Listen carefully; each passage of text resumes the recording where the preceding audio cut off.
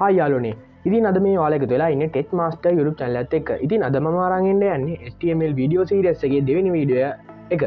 ඉතින් ඔයාලා තාමත් අපේ channel එක subscribe කරලා නැත්නම් පල්ලෙහා තියෙන රතු පාට බටන් එකත් ඔබලා bell icon එකත් all දාගෙන අපේ channel එකත් එක්ක එකතු වෙන්න. ඉතින් අපි වැඩි කතා බහක් නැතුව කෙලින්ම වීඩියෝ එකට. මම කලින් වීඩියෝ එකකින් ඔයාලට රන් ආවේ Notepad++ software එක භාවිතා කරලා අපේ code run කරගන්න විදිය.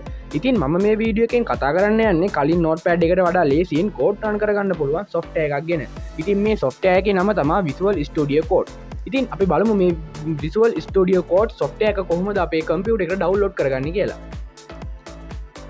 හරි යාළුවනේ දැන් ඔයාලා වෙබ් බ්‍රවුසර් එක ඕපන් කරලා සර්ච් එන්ජින් එකේ Visual Studio Code download කියලා සර්ච් කරගන්න මෙන්න මේ විදිහට. ඊට පස්සේ උඩින් මෙන්න link එක තියෙනවනේ. ඒ උඩ link එක click කරගන්න. ඊට පස්සේ ඔයාලට මෙන්න මේ විදිහට Visual Studio Code web page එකට log වෙනවා. ඊට පස්සේ ඉතින් ඔයාලට කරන්න තියෙන්නේ ඔයාලගේ computer එකේ OS එක අනුව තෝරලා මේකේ තියෙන OS එක උඩ click කරන්න. ඊට පස්සේ මෙන්න මේ විදිහට load වෙලා page එකට load වෙනවා. ඊට පස්සේ ඔයාලට පුළුවන් මෙන්න මේ විදිහට උඩින්ම ඔයාලගේ Visual Studio Code software එක මෙන්න මේ විදිහට download වෙනවා. ඉතින් ඔයාලට කරන්න තියෙන්නේ මේක download වෙනකල් පොඩි වෙලාවක් ඉන්න.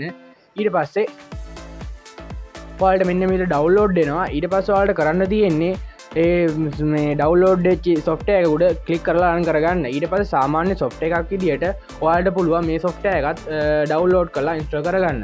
ඉතින් අපි install කරලා බලමු.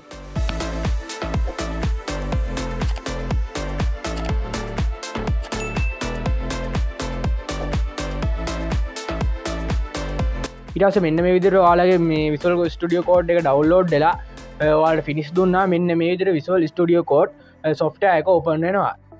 ඉතින් අපි ඊළඟ වීඩියෝ එකෙන් කතා කරමු මේ software එක භාවිතා කරලා අපි HTML code ලියලා run කරගන්න විදිය. ඉතින් අද වීඩියෝ එක අවසానයි. ඉතින් මතක් කරලා පල්ලෙහා තියෙන subscribe button එකත් click කරලා bell icon එකත් all දාගෙන මේ වීඩියෝ එක ලස්සනයි නම් මතක් කරලා like එකක් දාගෙනම යන්න.